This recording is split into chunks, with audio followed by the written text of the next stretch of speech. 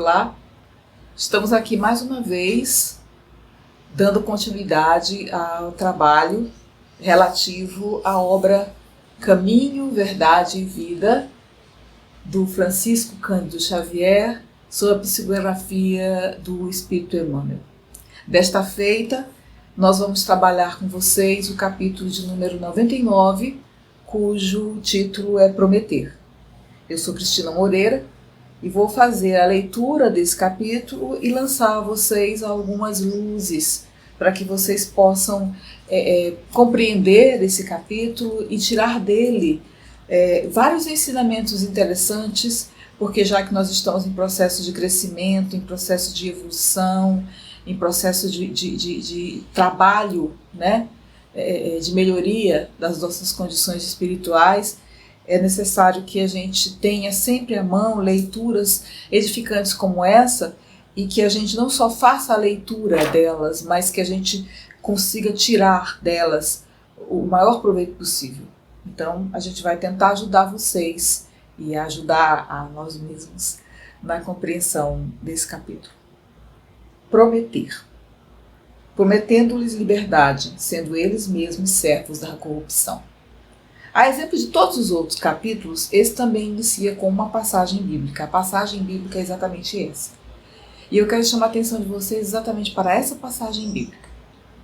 Pedro, que é a passagem que eu acabei de ler, no seu capítulo 2, versículo 19, Pedro 2, capítulo 2, versículo 19, se vocês tiverem a curiosidade de ir ao livro, né, de ir à Bíblia e fazer a leitura dessa passagem, vocês irão perceber que Pedro ele é muito enfático, as palavras dele são duras, ele é muito, ele chega a ser severo, rígido, né? Na hora em que ele nos faz esse tipo de análise, nos leva a fazer esse tipo de análise e através de uma crítica, a crítica que é feita com relação a quê?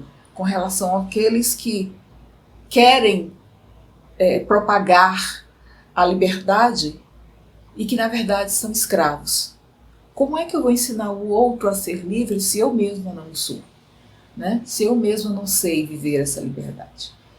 E o capítulo diz o seguinte: é indispensável desconfiar de todas as promessas de facilidade sobre o mundo. Jesus, que podia abrir os mais vastos horizontes aos olhos assombrados da criatura, prometeu-lhes a cruz, sem a qual não poderia afastar-se da terra para colocar-se ao seu encontro. Em toda parte, existem discípulos descuidados que aceitam o logro de aventureiros inconscientes. É que ainda não aprenderam a lição viva do trabalho próprio, a que foram chamados para desenvolver atividades particulares.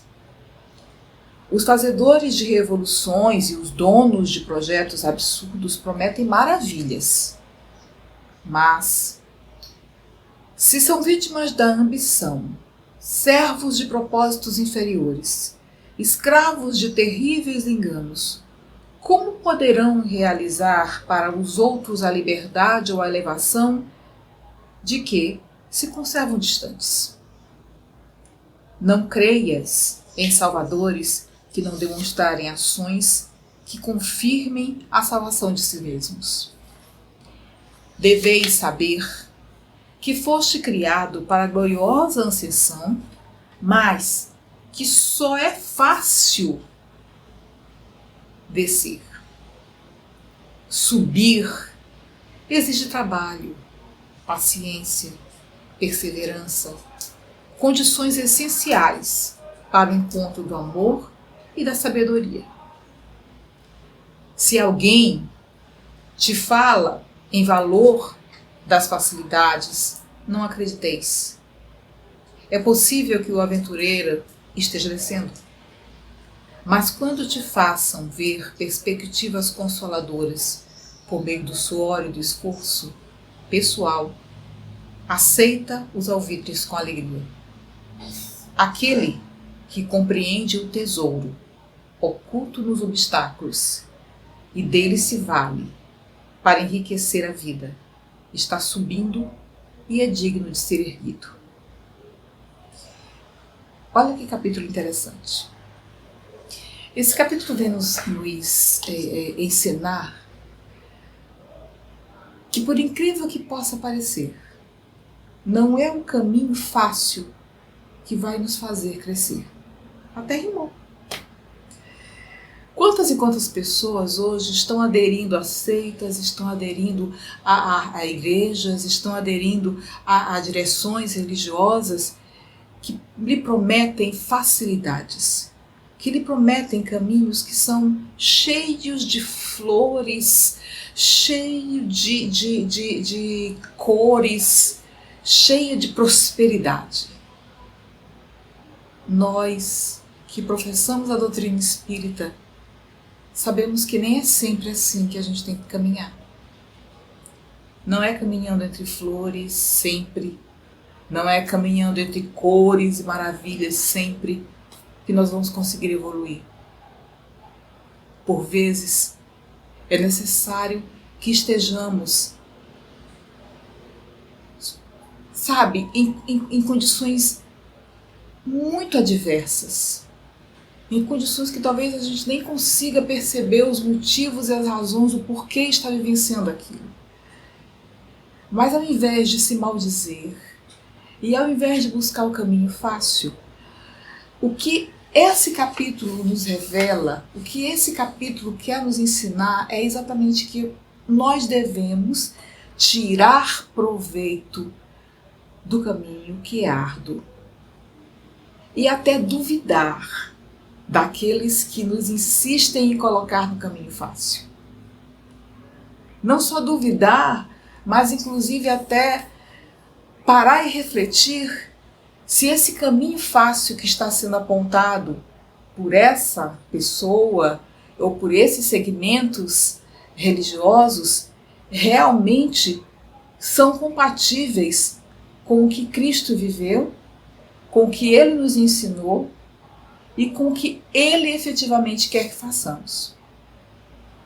Eu vou voltar ao texto e ler a vocês algumas partes dele que eu mesma grifei e que eu acho que são salutares para que a gente possa entender melhor toda essa situação.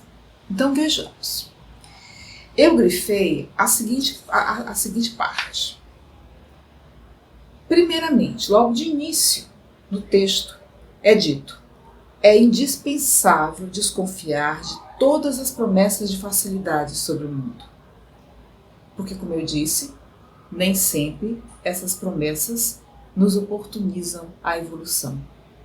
Nem sempre essas promessas e essas facilidades nos ensinam no caminho reto, nos colocam no caminho reto, nos colocam no caminho do bem, nos colocam no caminho evolutivo. Muitas das vezes, elas só nos auxiliam a descer. E vejam que o texto é bem enfático com relação a isso. Prestem atenção se aquele que está te oferecendo, a facilidade, se aquele que está te oferecendo o caminho mais fácil, se ele não está descendo ao invés de evoluir. Se ele não está descendo ao invés de crescer. E, obviamente, se você seguir o mesmo caminho que ele, o processo também vai ser o mesmo. Você não vai crescer. Você vai descer. Você vai evoluir. Ou você vai estagnar. E a cada encarnação que nos é dada, é preciso que a gente tenha a possibilidade, É necessário que a gente abrace melhor essa possibilidade de crescimento, de evolução. E aquilo que é muito fácil, como está aqui colocado, muito bem, pelo Emmanuel, através das mãos do Chico, deve ser alvo de desconfiança. Ao invés de nós nos apegarmos rapidamente à facilidade, fiquemos atentos. E observemos se essa facilidade realmente está sendo benéfica para nós. Um outro ponto desse texto que eu quero frisar a vocês é o que diz o seguinte: em toda parte existem discípulos descuidados, que aceitam o logro de aventureiros inconscientes. Esses discípulos descuidados somos nós. Esses discípulos descuidados somos nós que muitas das vezes, diante da promessa da facilidade, nos seduzimos com aquilo tudo e enveredamos pelo caminho fácil, sem observar que ao invés de subir as escadarias, estamos descendo essa escadaria. Descendo no sentido de que nós não estamos construindo nada, nós não estamos edificando nada e, sobretudo, nós não estamos fazendo valer a oportunidade que nos fora dada através da encarnação que nos fora concedida. Desconfiemos, portanto, daqueles que nos traz facilidade e que nos diz que a nossa salvação está por um sim. Aceite Jesus, que Ele vai lhe salvar. E aí você aceita Jesus e Ele te salva com uma facilidade incrível. E você não precisa fazer absolutamente nada. É só dizer, aceito Jesus e estou salvo. E toda a minha trajetória. E aí o texto nos remete exatamente a essa figura, que muitas das vezes é colocada para nós como um parâmetro de facilidade. Aceita Jesus que você está salvo. Para pensar quem foi Jesus, como Ele viveu, os exemplos que Ele traçou, o modo de vida que Ele espelhou na Terra. E pensa por um momento onde é que teve a facilidade. Onde é que existiu a facilidade na vida de Jesus? Se Ele é teu modelo, se é através dele que você quer a tal bendita salvação, siga, portanto, o caminho que Ele trilhou. Ele que era um espírito elevado, Ele que era um espírito de luz e que não precisava passar absolutamente por nada do que passou. Mas, como Ele não era só aquele pregador que fala e não exemplifica em suas práticas diárias aquilo que é falado, Ele veio e demonstrou que a facilidade não é o caminho, que a facilidade nunca foi o caminho. Tanto é que na vida dele, nenhuma facilidade houve. E aí, o livro segue dizendo o seguinte: os fazedores de revolução e os donos de projetos absurdos prometem maravilhas. Mas esses que estão prometendo maravilhas, muitas das vezes não têm absolutamente nada. Porque são egoístas, porque têm propósitos inferiores, porque estão terrivelmente enganados, porque simplesmente falam da liberdade e da elevação, mas estão bem distantes de vivê-las. Repito o que está lá no comecinho do capítulo. É indispensável desconfiar das promessas de facilidade. É indispensável que o tempo inteiro nós estejamos desconfiando das promessas de facilidade.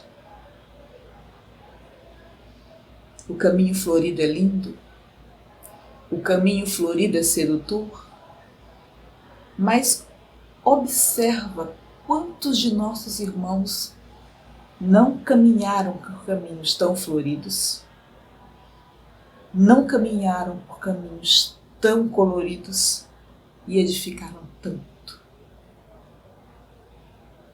Fizeram tanto, construíram tanto.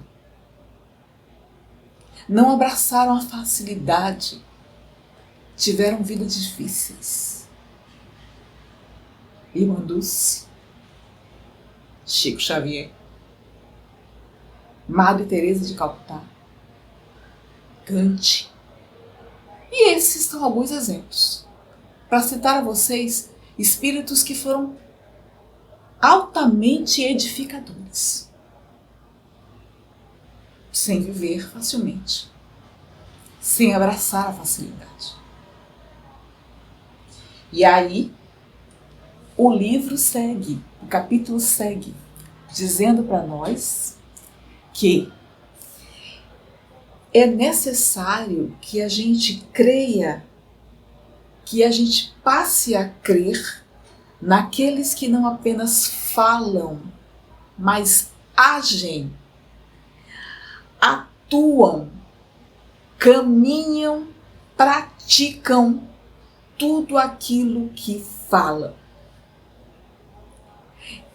que são modelos do seu discurso, que não tem um discurso vazio. Na pedagogia, nós usamos a palavra praxis para dizer que o discurso tem que estar aliado à prática, que a teoria e a prática precisam estar todo o tempo casadas.